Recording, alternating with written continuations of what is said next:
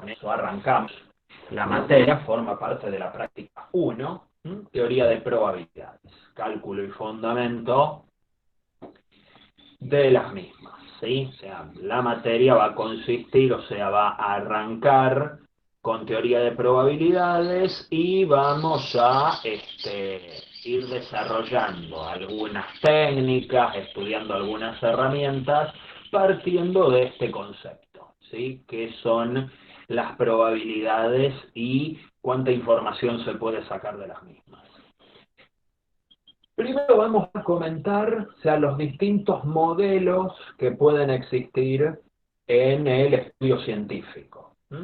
Uno puede toparse con un modelo determinístico, que es aquel que tiene resultados que quedan determinados por las condiciones en que se realizan los experimentos. Esto, bueno, suele ocurrir mucho en montones de experimentos científicos y no tantos que son determinísticos y que por ahí uno no se da cuenta. A centígrados el agua hierve y eso no hay manera de que no ocurra, ¿sí? Porque hay una ley que indica que eso tiene que pasar, ¿sí? Si yo ahora agarro una lapicera, y la suelto, indefectiblemente tiene que caer porque hay una ley que es la ley de gravedad, ¿sí? Si se suelta un objeto, en este caso una lapicera, a una altura h del suelo, este va a caer. Puede darse esa situación de que, bueno, hay una probabilidad de un 5% de que caiga o que se quede flotando ahí donde yo lo largué. ¿Sí? Bueno, eso no puede ocurrir. La ley de gravedad indica que si vos soltás un objeto a una determinada altura, ese mismo se va a ver atraído por el centro de la Tierra. No queda otra. Entonces nosotros ahí tenemos modelos determinísticos, ¿sí? Aquellos que su resultado lo explica una determinada ley. Pero como bien dice allí, no todos los resultados de un experimento se pueden prever por una ley, porque puede haber situaciones donde un mismo experimento tenga múltiples respuestas. Y no se sepa cuál de todas esas respuestas va a resultar el experimento concreto. Entonces, cuando el modelo no es determinístico, no es una única respuesta, puede verse afectado por la aleatoriedad. Y ahí tenemos otro tipo de modelos que son los que más vamos a estudiar en esta materia. Entonces, ciertos experimentos que pueden ser experimentos, o sea, que uno los llame experimentos, pero sean cosas que quizás no son experimentos, que suenan más bien a un juego, bueno, pueden ser analizadas con un modelo probabilístico o aleatorio. Ciertos modelos no determinísticos pueden ser, bueno, arrojar un dado equilibrado, ¿sí? El sorteo de la lotería, ahora no sé, la vespertina de la Nacional, la temperatura mañana al mediodía en la zona de Plaza Jusey, donde tenemos por ahí cerca la facultad, el nivel de colesterol en sangre de una persona adulta seleccionada al azar, es otro experimento, es una persona sometida durante un examen especial, el número de yaguaretes para el Chaco con 15 años tras soltar un grupo de 5 machos y 5 hembras en el bosque impenetrable. Eso puede ser un experimento. Y en todos los casos, todos los mencionados, el resultado es incierto. ¿Sí? Incluso hasta uno puede ver un experimento, no sé, en fútbol patear un penal, donde los resultados pueden ser dos. Convierte o no convierte. Eso también puede ser un elemento. Pasa que previamente no hay un único resultado preestablecido. ¿Sí? Por más que se analicen las leyes necesarias y se hagan todos los cálculos pertinentes, en ninguno de estos experimentos podemos anticipar un único resultado. Hay un abanico de resultados, mm, algunos más pesados que otros. Ahora vamos a ver qué es lo que les da el peso como para analizar, ¿sí? Ese conjunto de resultados se puede conocer y se puede analizar de una manera concreta. ¿Mm? Decimos que un experimento es aleatorio cuando su resultado es incierto. ¿Mm? Cuando no tenemos conocimiento previamente del resultado, aunque podamos intuir cuáles podrían ser los resultados a obtener. Las características que tienen estos experimentos es que se puede repetir indefinidamente en las mismas condiciones, se conoce el conjunto de resultados posibles, que es lo que les dije, y hay regularidad de resultados. Si el experimento a veces, cada resultado se va a repetir en una proporción definida. ¿Mm? Hay lo que se suele denominar una teoría de frecuencias. Si yo repito 100 veces el experimento y veo que el mismo resultado se repite 50 veces aproximadamente, podría intuir que alrededor de un 50% de las veces se produce ese resultado. ¿Sí? Entonces ahí tenemos la cuestión de las frecuencias a la que también nos vamos a referir. ¿Sí? Bien, bueno. El de resultados es el conjunto de todos los resultados posibles de un experimento.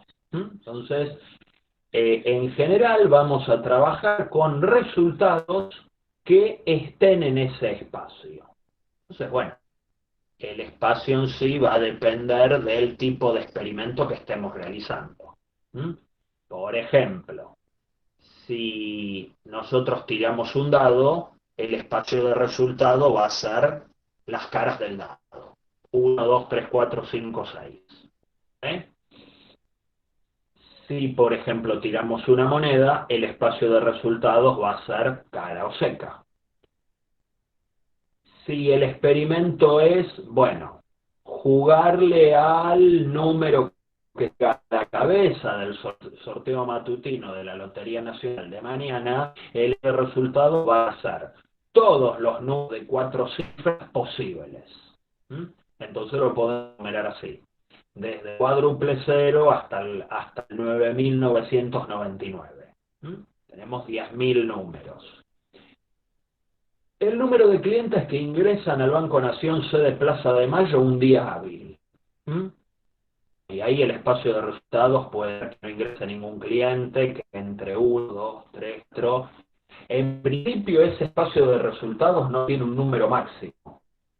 Ustedes dirán, bueno, sería imposible que ingresen 5.000 millones de clientes un día hábil. Bueno, en todo caso, ese suceso será muy poco probable de ocurrir, pero no hay razones para dejarlo afuera del espacio de resultados por el simple hecho de que no nos gusta un número tan enorme.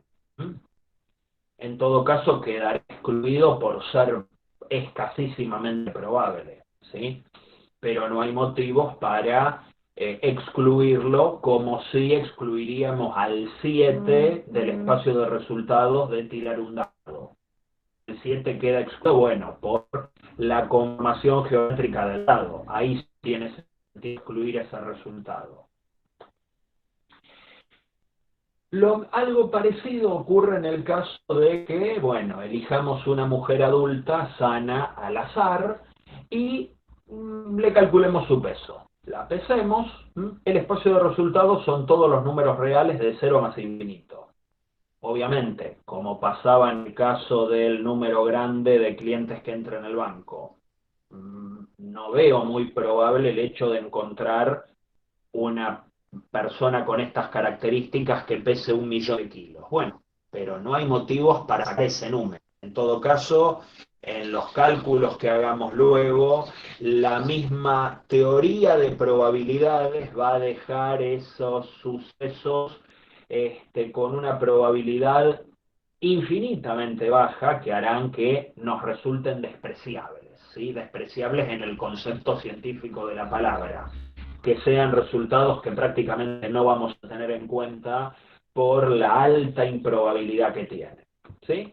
Entonces, bueno, ahí tenemos distintos tipos de espacios de resultados para distintos experimentos, ¿sí?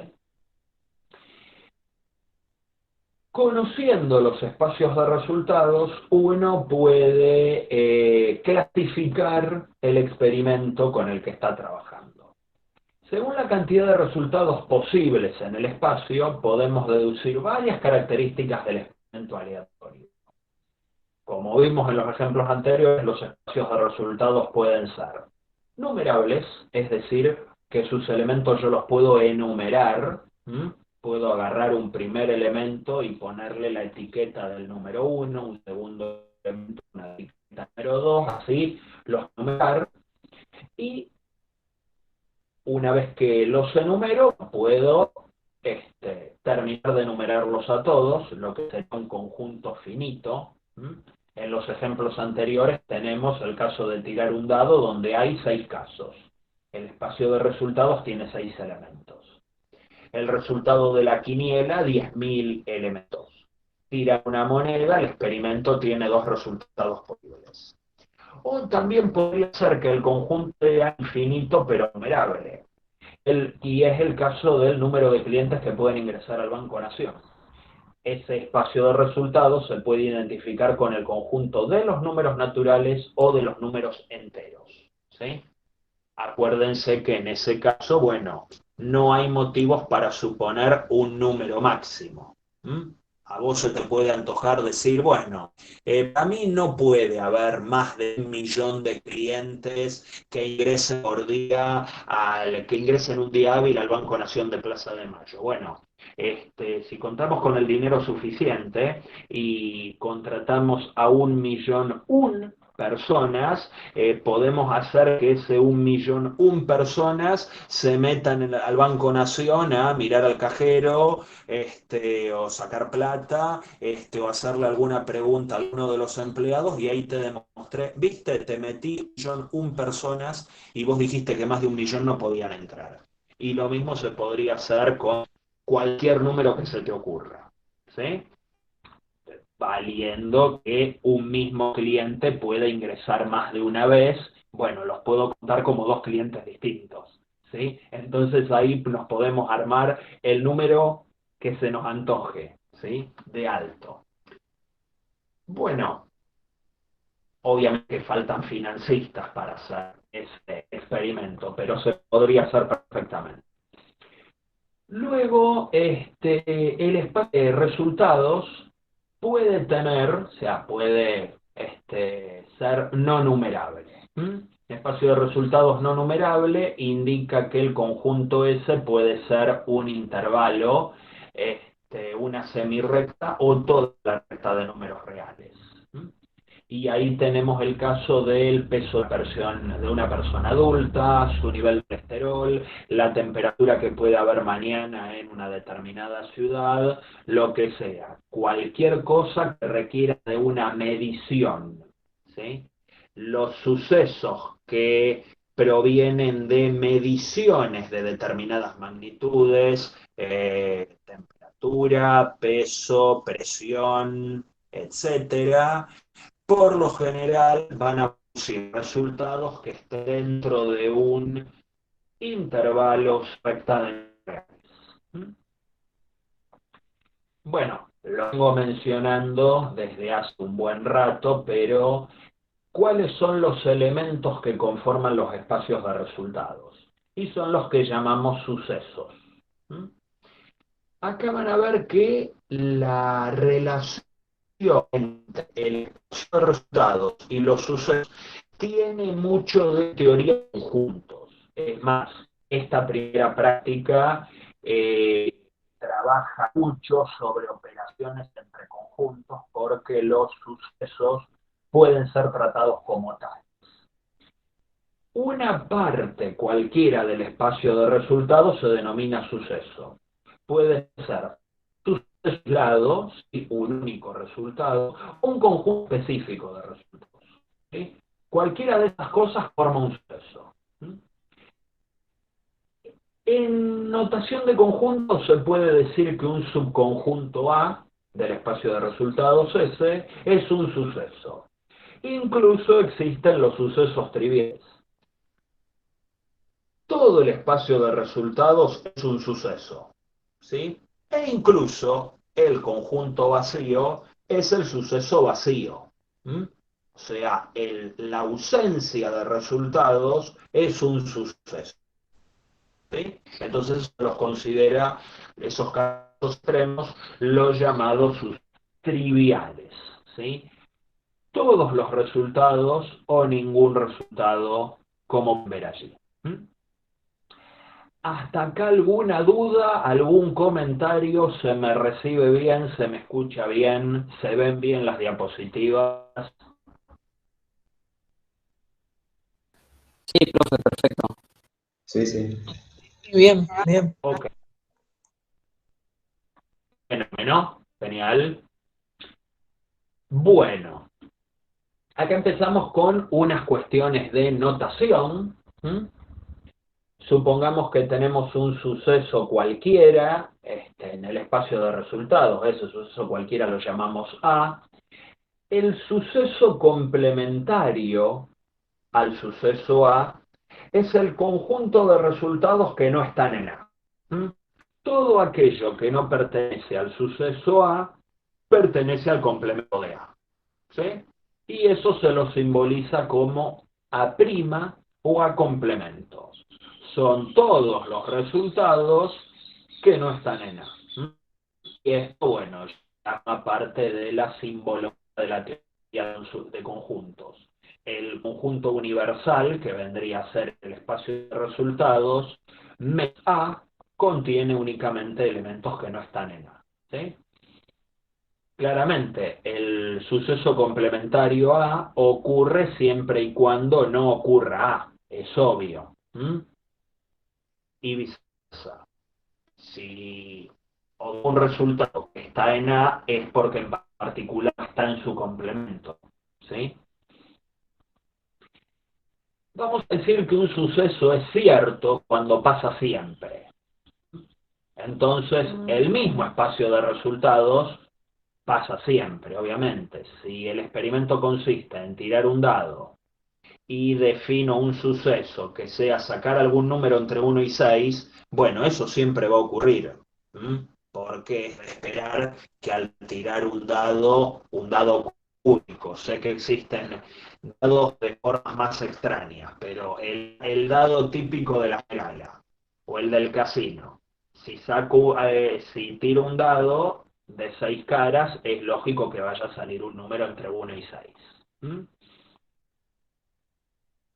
Por el contrario, existe el caso de los sucesos imposibles, cuando no pueden llegar a ocurrir, o sea, los sucesos que no pueden ocurrir, que se emparentan con el suceso vacío. ¿Sí? Bueno, un suceso es imposible cuando no puede pasar, cuando es un resultado imposible. Este, elegir una persona al azar y que tenga eso negativo. Bueno, eso no puede pasar.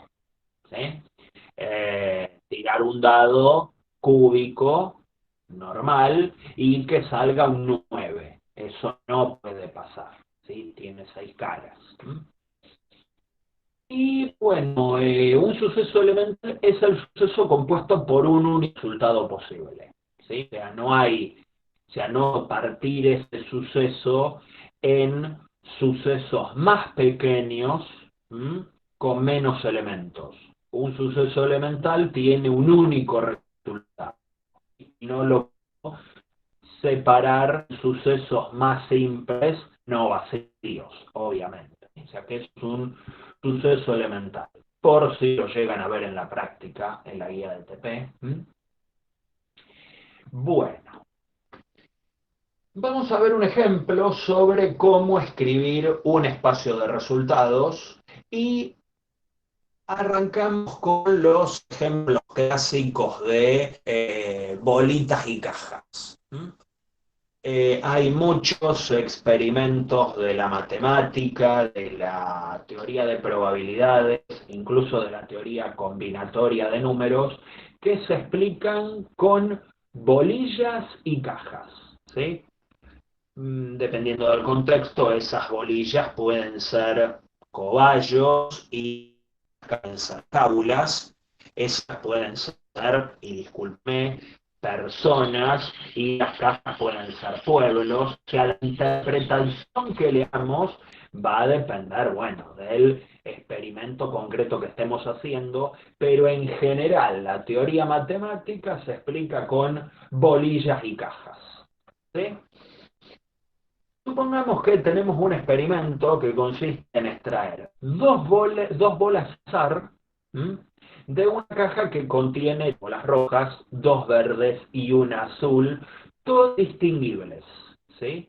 Las del mismo color se distinguen por una etiqueta. Es decir, las rojas tienen la etiqueta R1, R2 y R3, las verdes, verde 1, verde 2, y la azul, bueno, daba lo mismo ponerle una etiqueta que no ponérsela porque está sola, ¿sí? No tiene a quién diferenciarse. Entonces yo acá puedo diferenciar, no solo puedo diferenciarlas por color, sino que a las del mismo color las puedo diferenciar por la etiqueta que les he puesto, ¿sí?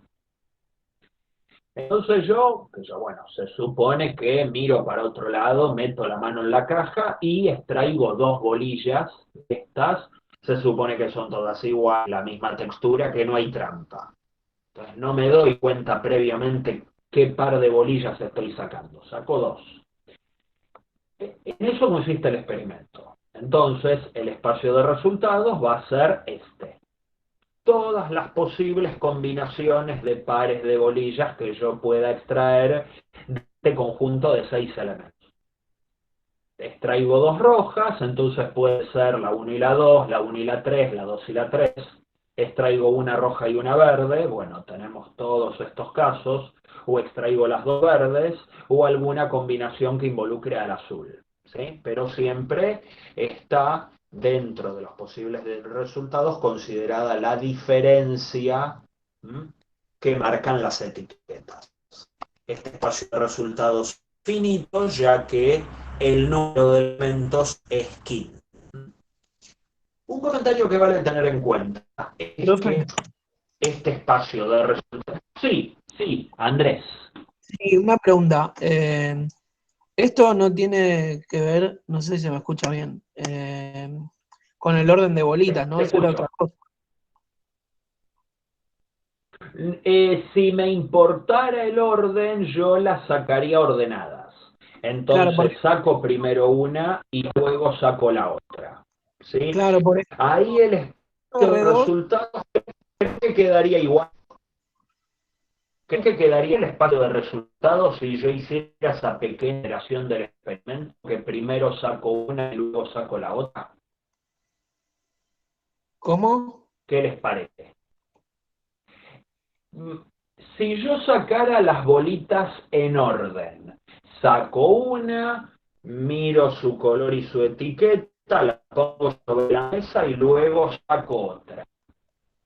Y la Sería más vuelvo a grande. mirar. Sería más grande, muy bien. ¿Por qué? ¿Por qué sería más grande? Y porque eso es lo ¿Qué que te otros preguntaba. sucesos aparecen?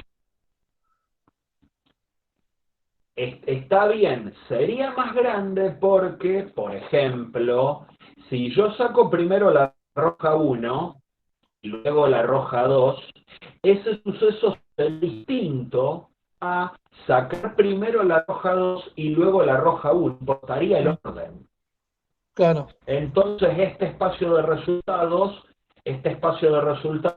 duplicaría su número de elementos. ahí va, eso. ¿Sí? ¿Por qué? Porque para cada par existiría un orden, el orden inverso, porque los Claro, consideraría como esos diferentes. Y a ver, y si alteramos un poco más el experimento. Supónganse que yo saco a comer una bola, miro su color y su etiqueta, la devuelvo a la urna y luego hago una segunda extracción. ¿Va a cambiar mucho el espacio de resultados con respecto a este o con respecto a ese otro espacio de resultados donde las extracciones las hago en orden, sin reponer? ¿Qué les parece? Imagínense que yo hago extracción con reposición. ¿Qué qué resultados aparecerían? Que no están ni en este ni el que le comenté a Andrés. ¿Qué tipo de sucesos aparecerían? Los sucesos complicados. Por ejemplo, que saque dos Los veces y la roja cada uno. duplicados. Exacto, o sea, me van a empezar a aparecer un montón de resultados. Por ejemplo, en las dos extracciones, acá bolilla verde 1, ¿sí? Entonces, la devuelvo a la caja, mezclo, meto la mano de nuevo y casualmente vuelvo a sacar verde 1. Entonces van a aparecer ruidos, lo cual me va a dar muchísimo el espacio de resultados, ¿sí? Así que ahí ven cómo puede cambiar el espacio de resultados según las características que tenga el experimento, que tampoco, o sea, tampoco han sido cambios muy bruscos al experimento en sí que les planteé acá. Acá lo único que propongo es sacar dos de una y listo. Ahora, ¿qué ocurre si la saco en orden sin reponer o si la saco en orden reponiendo? Ahí en ese último caso se dan las repeticiones. Si simplemente saco en orden sin reponer, bueno, se van a duplicar cada uno de estos porque me va a interesar el orden de extracción. ¿Sí? Entonces, bueno, ahí tenemos, digamos, un análisis de este espacio de resultados con este experimento. ¿Mm? Acá hay un detalle que hay que tener en cuenta, que es el siguiente. A ver, eh, súpanse acá, o sea, ¿existe alguna de estas duplas que sea más probable que otra de estas duplas? Es decir, por ejemplo, qué sé yo, ¿es más probable sacar roja 1, roja 2 que sacar verde 1, azul 1? ¿O tendrá la misma probabilidad de salir? Tenés la misma ¿Qué les parece? probabilidad, me parece. No, porque tenés más rojas. Tienen la misma Pero, probabilidad. pero las rojas están divididas en 1, 2, 3. Si a vos te importa solo que Bien, me sea gustó ese roja, debate.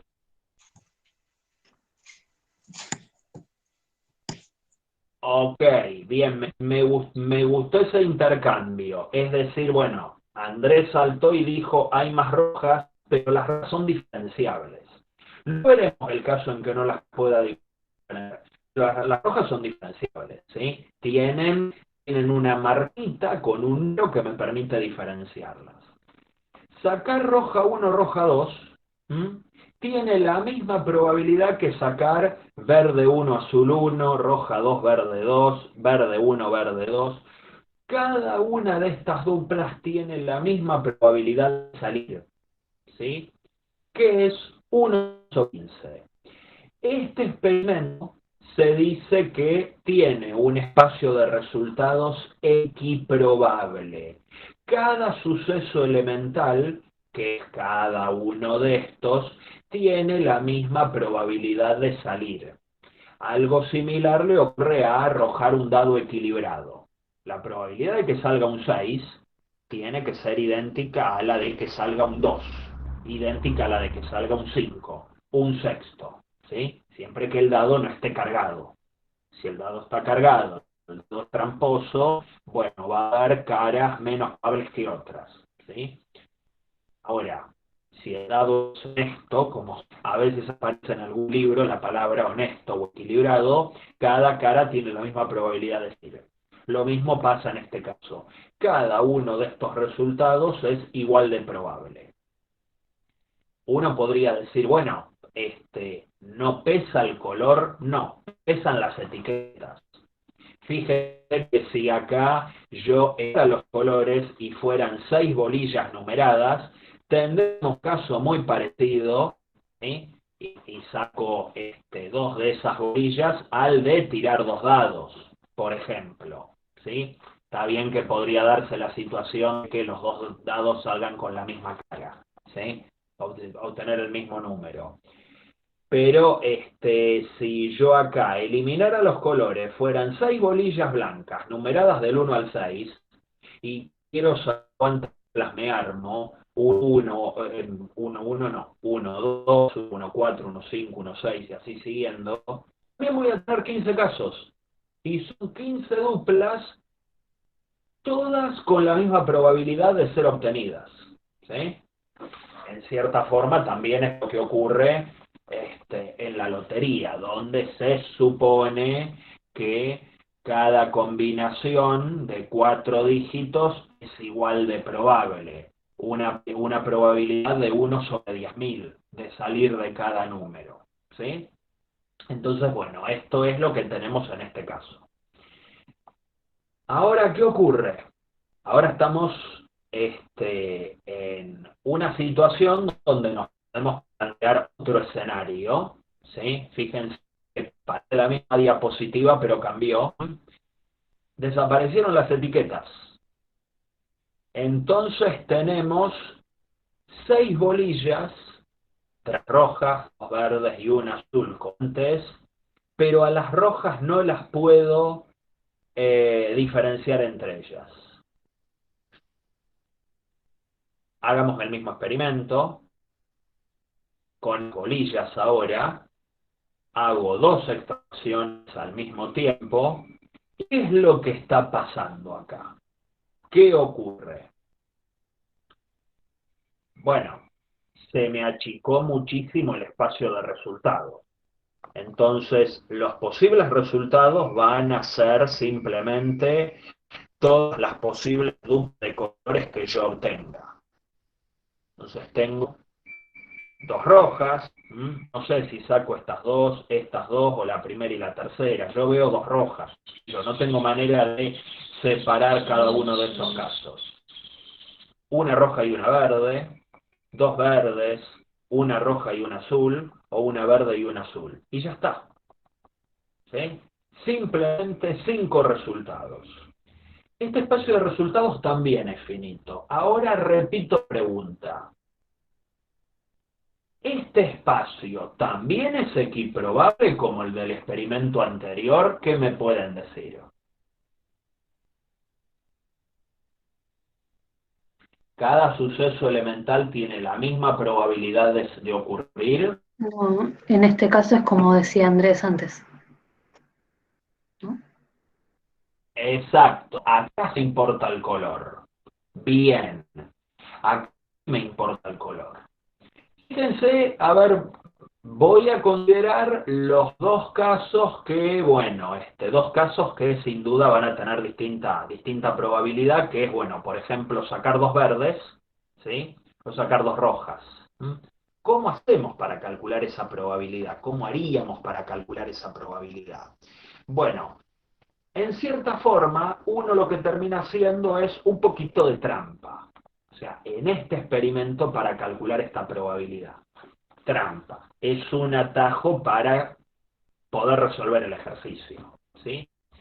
Lo que yo hago es pasarme al caso anterior donde sí puedo identificar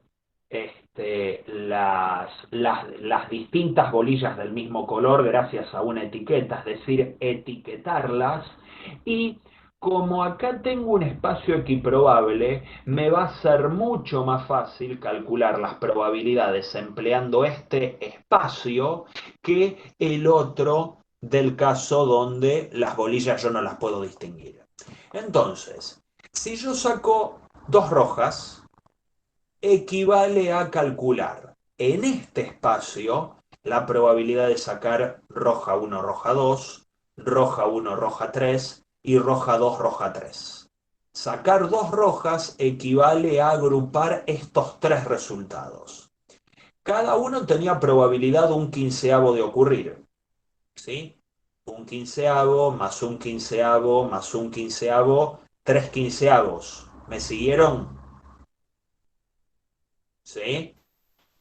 Sí, Sí, 3 sí, Sí, sí. quinceavos es algo así como un quinto, sí, sí. ¿eh? Un quinto es 0,2. O sea, el 20% de los resultados posibles es sacar 2 rojas. O sea que acá tenemos que sacar roja roja es 1 sobre 20. 1 sobre 5, perdón, ¿sí? O sea, el 20%. Ahora, ¿qué pasa para sacar 2 verdes? 2 verdes. Y bueno, vuelvo a hacer trampa, entre comillas, al caso anterior. ¿Y cuántos resultados hay donde aparecen las 2 verdes? Hay uno solo. Y ese tiene probabilidad un quinceavo. ¿Mm? Entonces, uso el espacio de resultados equiprobable donde todas las bolillas del mismo color las puedo diferenciar gracias a una etiqueta para poder calcular las probabilidades de este. Esto lo van a tener que hacer en los primeros ejercicios de la práctica 1, luego les voy a mostrar, para trabajar en situaciones similares donde tengamos, no sé, cobayos indistinguibles, o también bolillas y cajas, situaciones similares. Uno las diferencia, calcula las probabilidades que les están pidiendo en un espacio de resultados equiprobable, un espacio de resultados fácil y bueno, y luego las probabilidades las termino calculando para este. Mirando el espacio de resultados de la diapositiva anterior, uno comprendería que la probabilidad de sacar 2 rojas es el triple a la de sacar 2 verdes. ¿Sí? Entonces, ¿por qué? Y porque mirando en la diapo anterior, hay 3 resultados donde extraigo 2 rojas y hay apenas uno donde extraigo 2 verdes. Entonces, claramente, la probabilidad de sacar 3 rojas tiene que triplicar a la de sacar 2 verdes. ¿Sí? ¿Se entendió esto de equiprobabilidad, de cómo calculo probabilidades, de cómo me queda el espacio de resultados y demás? ¿Se entendió fácil? ¿Alguna Sí. duda? Sí, sí. ¿Sí? Hasta ahora no vimos el tema del orden,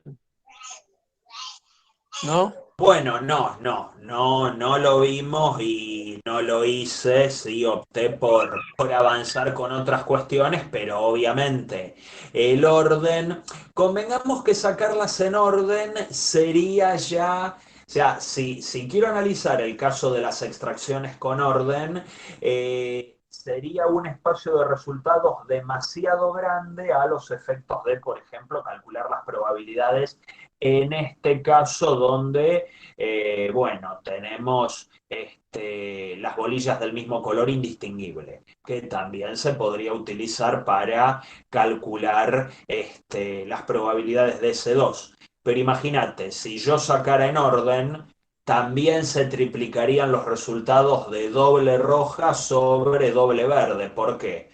Porque acá me aparecerían, sacando en orden, me aparecerían 6 combinaciones donde las dos son rojas y 2 combinaciones donde las dos son verdes. Entonces tengo 6 Claro. rojas rojas y 2 verdes verdes. Sigue existiendo el triple de casos, ¿sí? O sea, eso no va a cambiar. ¿Mm? Ni siquiera incluso en el caso de que extraigas una y repongas. ¿Sí? Ese desbalance va a seguir existiendo porque claramente existen más rojas que verdes en la muestra. ¿Sí? Claro. Entonces, bueno, justamente eso es una forma de calcular probabilidades de un espacio no equiprobable empleando otro espacio que sí lo es. ¿Sí? Bien. ¿Hay algún tipo de notación para informar la probabilidad? Sí, sí, sí, ahora vamos a eso. Ahora vamos a meternos en eso. Primero, bueno, un poco de densidad en el amplio sentido de la palabra para analizar un poquito de definiciones, sucesos, álgebra de conjuntos y demás. Y luego nos metemos con las cuentas de probabilidad. Todo lo que se conoce en relación a las operaciones básicas del álgebra de conjuntos se puede aplicar a la lógica de los sucesos, como les comenté antes. Consideremos dos sucesos cualesquiera, A, B, incluidos en un espacio de resultados de vaya uno a saber qué experimento. Entonces, el suceso A está incluido en el suceso B y lo anotamos así, con esta notación, que siempre la preguntan qué es ese simbolito, es el simbolito de incluido. Si todos los resultados contenidos en A son resultados también contenidos en B. Ahí aparece un comentario cuando la inclusión no es estricta, ¿sí? Lo anotamos así, con ese signo, parecería un signo de igual ahí abajo. Bueno, no parece un signo de igual, es. Eso indica, o sea, esto se lee el suceso A o el conjunto A está incluido o es igual al conjunto B. Hace un poco como el signo de menor o igual, como mucho es igual a ese número, bueno, esto es algo parecido. El conjunto A lo sumo es igual al conjunto B. O es todo el conjunto B o solamente una parte. Entonces, esto te indica que a lo sumo puede tener los mismos elementos que el conjunto B. Ahí es cuando la inclusión no es estricta. La unión, A unión B, es el suceso formado por los resultados que están en A o en B, sin excluir los que estén en ambos, ¿sí? Están en uno o en otro. La intersección, que se escribe así, es el suceso formado por los resultados que están en A y en B a la vez. Son los resultados comunes a ambos conjuntos, los elementos compartidos. Y acá una definición, atención con esta. Los sucesos A y B son mutuamente excluyentes cuando no tienen resultados en común, cuando no comparten absolutamente nada. Estos sucesos no pueden ocurrir simultáneamente. Esto indica que el suceso A está dentro del complemento de B y viceversa. ¿Sí? Atención, tengan en cuenta bien esta definición porque muchas veces se la confunden con otra definición que veremos luego. Dos sucesos son mutuamente excluyentes cuando la ocurrencia de uno implica automáticamente la no ocurrencia del otro. Si pasó A, entonces entiendo que no pasó B. ¿Sí? Un caso obvio de exclusión mutua es si considero A y A complemento. Todo suceso es mutuamente excluyente de su complemento. ¿Sí? Ahora sí lo tenemos bien escrito. A intersección B igual a vacío. ¿Sí? Bueno, bien. Ahora de a poco sí nos vamos metiendo en esa notación de conjuntos de probabilidad, perdón, que habíamos mencionado hace un rato. La idea de las frecuencias. Si yo a un mismo experimento lo pudiera repetir un número enorme de veces y considero los distintos resultados que obtengo, voy a poder representar las frecuencias con las que cada resultado aparece. Imagínense que yo tiro 600 veces, 600 veces un dado cúbico, uno de los dados que se usan para jugar a la generala, suponiendo que la gente aún juega a la generala, ¿sí? Entonces tiramos 600 veces un dado. Sería de esperar que alrededor, si el dado está, o sea, si el dado no está cargado, alrededor de 100 de esas veces haya aparecido el 1, alrededor de 100 de esas veces haya aparecido el 2, y así más o menos con todos. Ahora bueno, podés tener todo el tiempo del mundo, un día que estés muy aburrido, aburrida, ¿sí? Y tirás 600 veces un dado y venís con indignación y me decís, yo tiré 600 veces este dado, que está equilibrado, y me salió 130 veces el número 4. ¿Eso quiere decir que hay mayor tendencia a que salga el 4? No. A ver, por ahí puede ser que haya una frecuencia más pronunciada a favor de un resultado que de otro, pero eso no quiere decir necesariamente que la cara número 4 tenga mayor probabilidad que las otras restantes. Si ahora en lugar de tirar 600 veces, tiro 6 millones de veces, bueno, ahí puede ser que desaparezcan esas aparentes diferencias. Ya no me va a llamar tanto la atención si de esas 6 millones de tiradas haya 1.030.000 que salió el 4 y, no sé, 970.000 veces que salió el 6.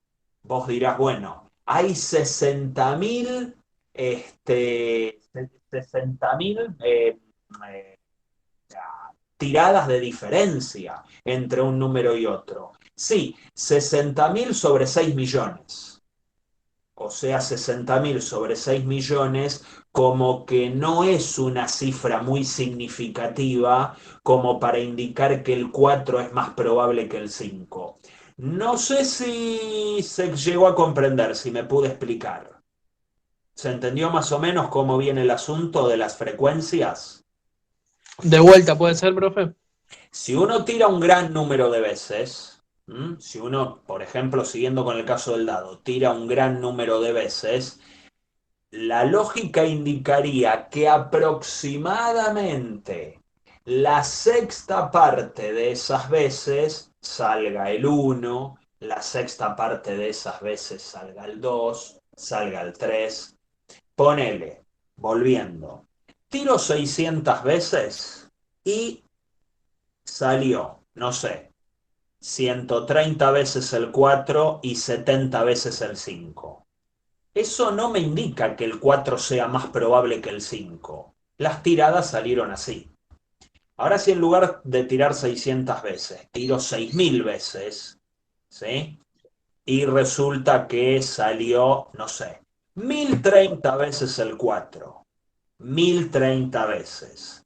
Y terminó saliendo 970 veces el 5. Voy a seguir teniendo una diferencia de 60, pero 60 sobre 6.000, ¿sí? O sea, si la diferencia de muy pocas tiradas, de 60 tiradas, se sigue manteniendo, o se achica, o se mantiene más o menos igual, pero empieza a ser insignificante en relación a la cantidad de veces que yo repito el experimento, a la larga voy a poder suponer que las probabilidades de salir de cada uno van a ser alrededor de un sexto, ¿sí? Obviamente, o sea, nada de esto me indica que si yo tiro 600 veces el dado, necesariamente en 100 van a tener que salir el 1, en 100 el 2, en 100 el 3, no. Va a ser un más o menos. Esto sirve y bueno, luego les puedo pasar la nota al respecto de la falacia de las loterías.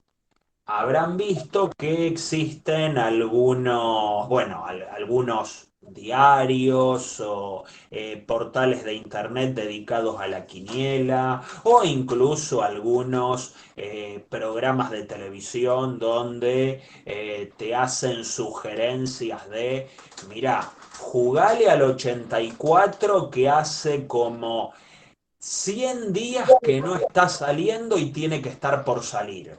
Bueno, eso es falso. Puede hacer hace 100 días que no salga el 84 a la cabeza en la Lotería Nacional y pueden pasar otros 5.000 días sin que salga ese número. Eso no indica que la probabilidad de que salga el 84 sea diferente a la de los otros números. Lo que suele ocurrir es que se dan rachas. Hay situaciones donde hay un resultado que, por motivos desconocidos, no se produce durante un buen periodo de tiempo y eso es lo que se denomina una racha. Ahora, no quiere decir que ese resultado sea menos probable que otros.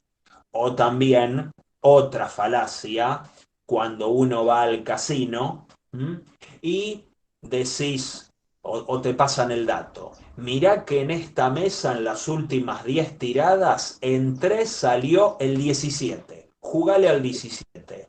No, porque no tiene por qué volver a salir si ya salió 3 veces.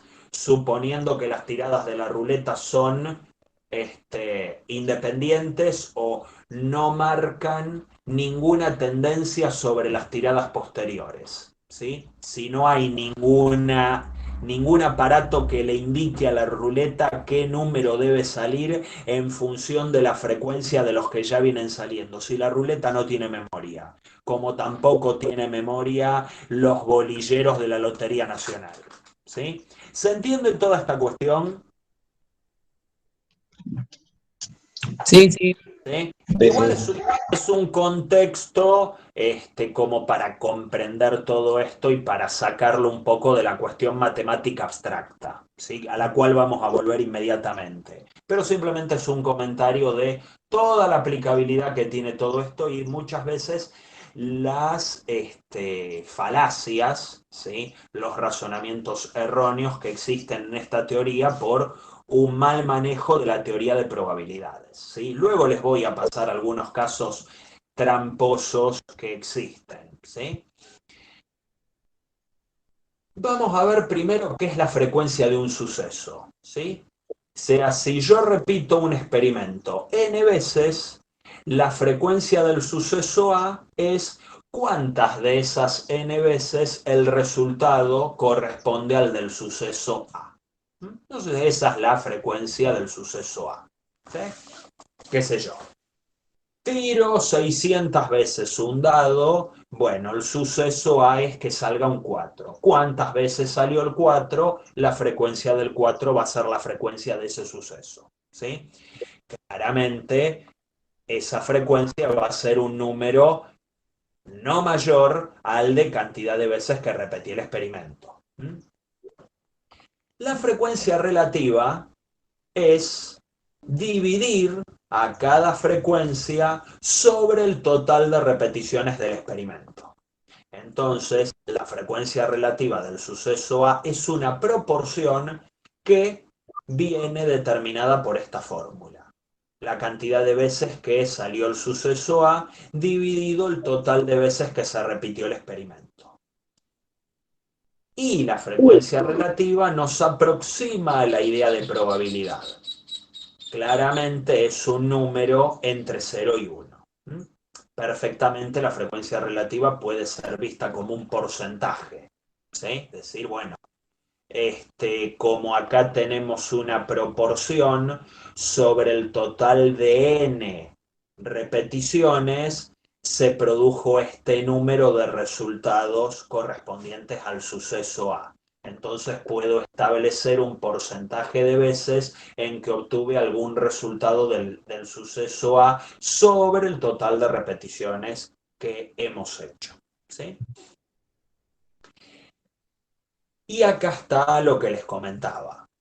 Si yo pudiera repetir hasta el infinito el experimento y a medida que lo repito voy calculando la frecuencia con la que se produce un determinado suceso, los resultados de un determinado suceso, me voy a aproximar al valor de la probabilidad del suceso en cuestión. Por eso les decía, si yo tiraba 6.000 veces el dado, 6 millones de veces el dado, 6.000 millones de veces el dado, más o menos un sexto de esas veces se tiene que producir cada una de las caras del dado, ¿sí? O el número va a tender a un sexto, siempre que el dado esté equilibrado, ¿sí? No sé quién quería decir algo, o me pareció a mí, o algún comentario, quieren hacer alguna consulta.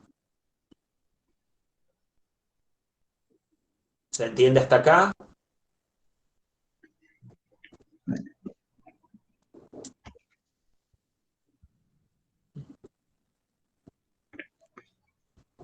Bueno, la probabilidad se define como el resultado de este límite. Obviamente que no vamos a caer en cálculo de límites para obtener los valores de una probabilidad. Nos vamos a valer de herramientas más directas y más sencillas. Lo que se puede decir es que la probabilidad, como en cierta forma es el caso límite de una frecuencia relativa, también va a ser un número entre 0 y 1. Si la probabilidad me da más grande que 1, estoy cometiendo algún error. Si la probabilidad me da más chica que 0, estoy cometiendo algún error y el ejercicio va a estar mal. Y el no darse cuenta de eso hace que el ejercicio esté muy mal, ¿sí? Probabilidades triviales. Bueno, la probabilidad de todo el espacio de resultados claramente es 1, ¿sí? Porque si el suceso que estoy analizando es el espacio de resultados, bueno, siempre voy a obtener un resultado que esté en el espacio de resultados, valga la redundancia. Y la probabilidad del conjunto vacío es 0. Como espero obtener un resultado, es imposible el no obtenerlo, ¿sí? Así que la probabilidad va a ser 0. Luego la probabilidad del suceso complementario es 1 menos la probabilidad del suceso. Si A es un suceso incluido en B, entonces la probabilidad de A no va a ser mayor a la probabilidad de B. Y probabilidad de la unión, la probabilidad de A unión B es la probabilidad de A más la de B menos la de la intersección. ¿Por qué se resta la intersección y no es directamente la probabilidad de A más la probabilidad de B? Bueno, porque cuando calculo la probabilidad de A, ya puedo estar considerando los elementos que A comparte con B, y cuando calculo la probabilidad de B sola, también estoy incluyendo los elementos que B comparte con A. Entonces los elementos de la intersección van a estar contados 2 veces. Como están contados 2 veces en esta suma, los resto acá para compensar, ¿sí? ¿Se entiende por qué la fórmula es así? Sí, ¿Sí? Sí, sí. profe. Perfecto. Bueno, si A y B son mutuamente excluyentes, que fue los que les expliqué hace un rato, solamente ahí vale que la probabilidad de la unión es la suma de las probabilidades. Solo si son mutuamente excluyentes. Claro, o sea, bueno, la intersección te da 0, porque no comparten nada. Entonces por eso nos queda así, ¿sí? Entonces atención con esto. En general, si yo tengo, digamos, sucesos mutuamente excluyentes de a pares, es decir, agarro 2 de estos y noto que no tienen nada en común, o sea, agarro 2 cualesquiera y a todos les pasa lo mismo, que no hay 2 que compartan elementos, entonces lo que tengo es una partición de estos sucesos, ¿sí? Y acá se define, o sea, esto me va a servir para definir lo que se llama la probabilidad total, que es lo que viene acá abajo.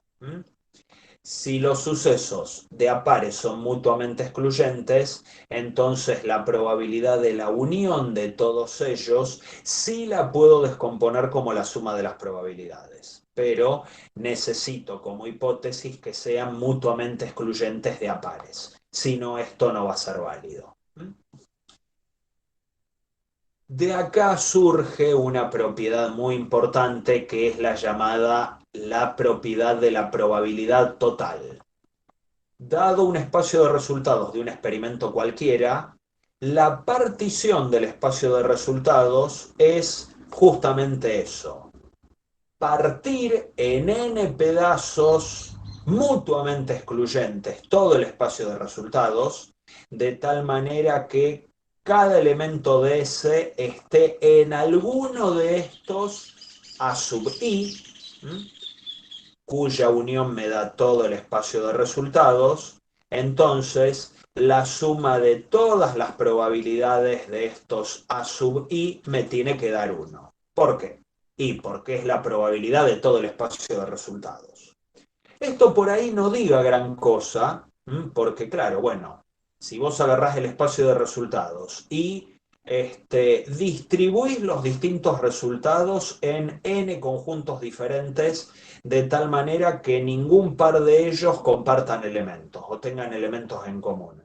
Bueno, claramente las probabilidades de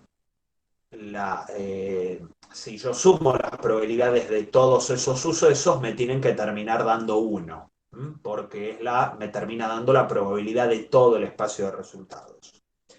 Pero esto puede ser interesante para analizar algunos ejercicios si considero que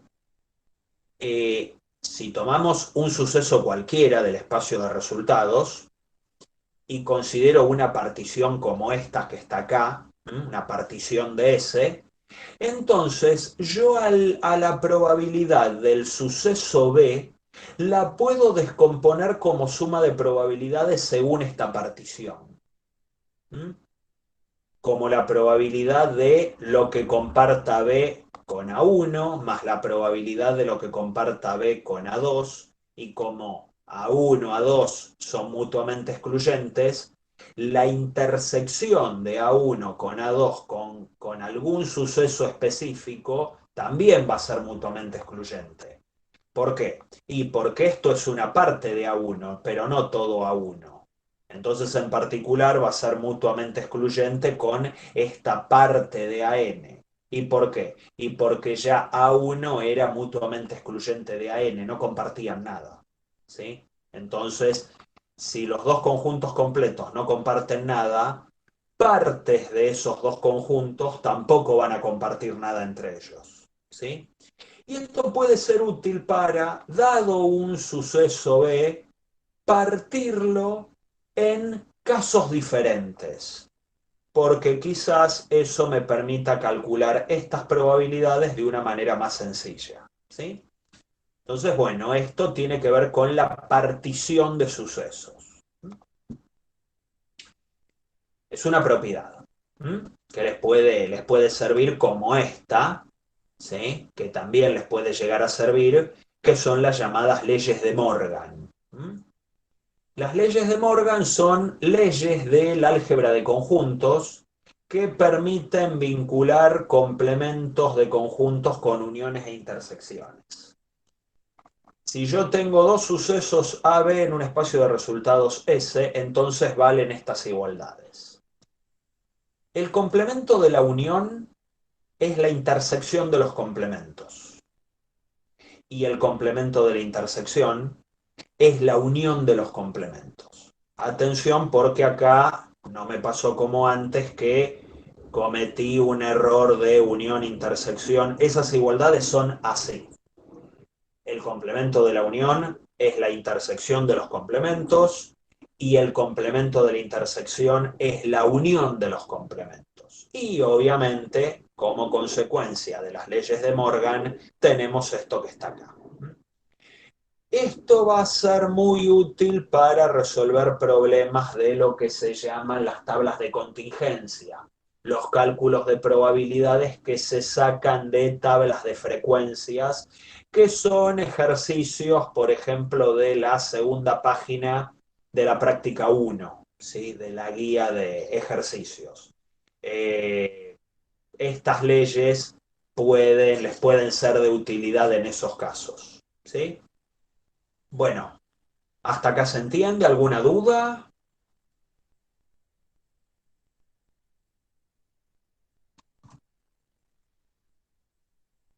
No, profe, todo bien. Bueno, ¿alguna definición más?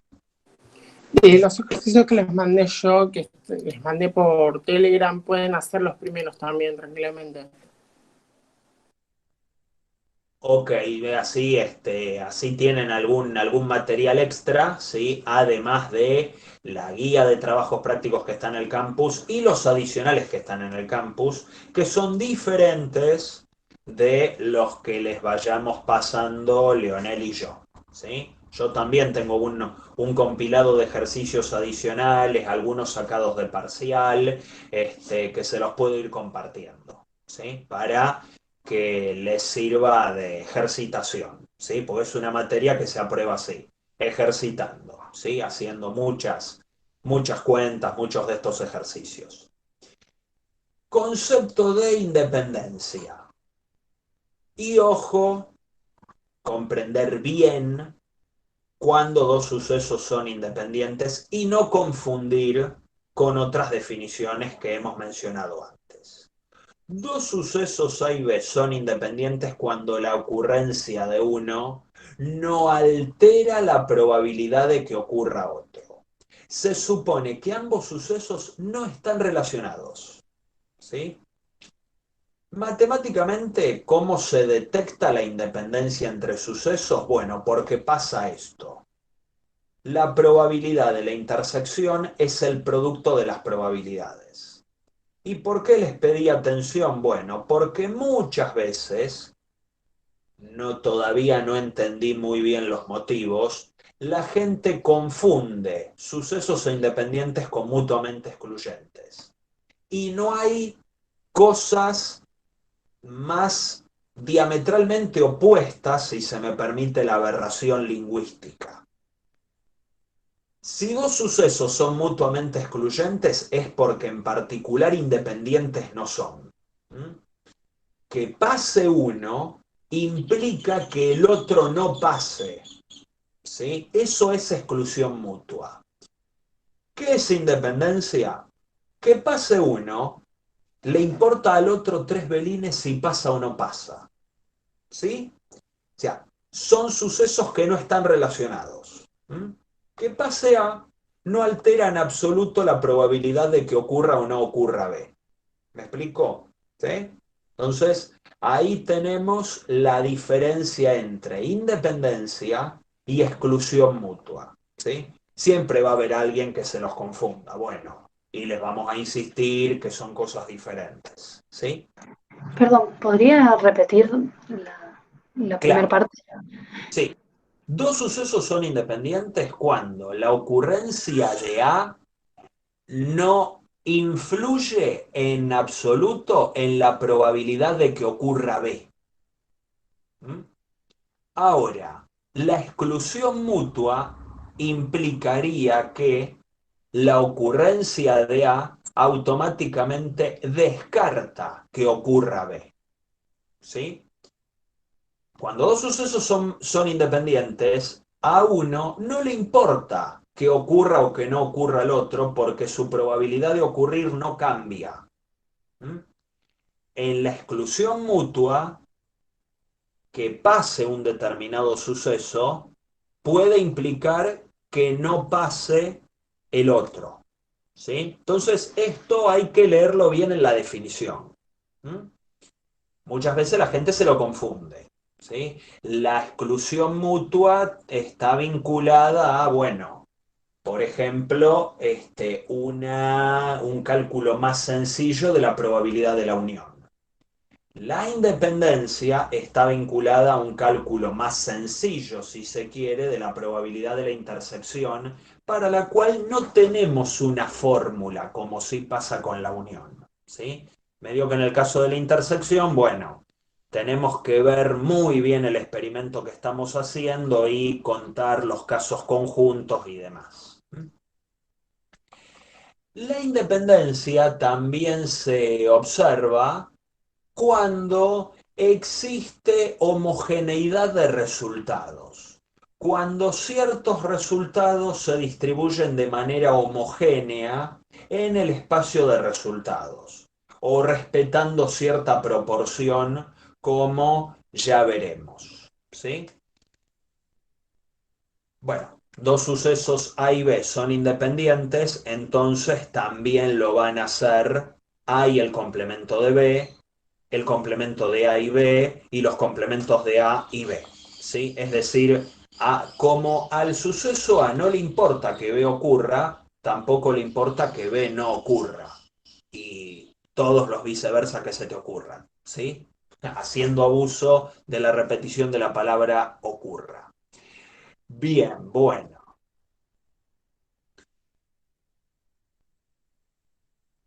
Veamos ese ejemplito. ¿Mm? A ver, quizás genere algún debate. ¿Mm? Dos tratamientos A y B curan una determinada enfermedad en el 20 y 30% de los casos respectivamente. Suponiendo que ambos actúan de manera independiente, ¿mm? ¿Cuál de estas estrategias se emplearía para curar a un individuo con la enfermedad? ¿Aplico ambos tratamientos a la vez y que se la aguante? ¿O aplico primero el tratamiento B, que parece ser el más efectivo, y si no surte efecto, me la juego aplicando el tratamiento A? ¿Cuál de las dos estrategias emplearía? Obviamente que lo tengo resuelto, pero bueno, quizás por ahí podrían tratar de pensarlo un minutito a ver qué idea les surge, qué harían. ¿Cuál de las dos estrategias les parece la más sensata? ¿Cuál de las dos estrategias emplearía? La segunda, dicen por allí. Ok. No sé si alguien más iba a decir algo. ¿Por qué en principio emplearían la segunda? ¿Hay algún motivo? Ajá. Porque A puede estar contenida en B. Bueno, a ver, justamente si me dicen que los dos tratamientos son independientes, entonces la independencia descartaría la inclusión, ¿sí? Si A está incluido en B, entonces en particular si pasa A, está pasando B, ¿sí? Entonces, bueno, no tendríamos independencia en ese caso. Yo no tengo acá ningún dato que me haga pensar que A está metido dentro de B. En principio son dos tratamientos diferentes y no tengo manera de establecer la inclusión. ¿Sí? Bueno, a ver. Sí, no sé, alguien iba a decir algo. Si no tienen ningún tipo de efecto secundario, problema en el costo, usaría los dos a la vez. Sería más Ajá. rápida forma de curarte, ¿no? Pero Ajá, seguramente. bueno, ahí se inclinan por ambas estrategias, ambas parecen buenas, ahí hubo una explicación, si no me equivoco creo que fue Adrián, perdón si estoy cometiendo un error, que dice, bueno, una cuestión de costos que obviamente, bueno, puede tener que ver con la resolución del ejercicio. Bueno, puede haber algún efecto adicional negativo que haga que sea inconveniente aplicar ambos tratamientos a la vez, olvidándonos un poco del nivel de eficacia. Suponete que me defino los sucesos A se cura gracias al tratamiento A y B se cura gracias al tratamiento B. La primera estrategia indica aplicar ambos tratamientos a la vez. ¿Sí? Entonces, en este caso, ¿sí? Si aplico ambos, bueno, acá por ahí me tendría que plantear la fórmula de la intersección, ¿sí? En este caso, bueno, si aplico los dos a la vez, yo no sé si se cura gracias al tratamiento A o gracias al tratamiento B, ¿sí? Se va a curar gracias a alguno. Por ahí se cure gracias a ambos, lo ignoro, no sé.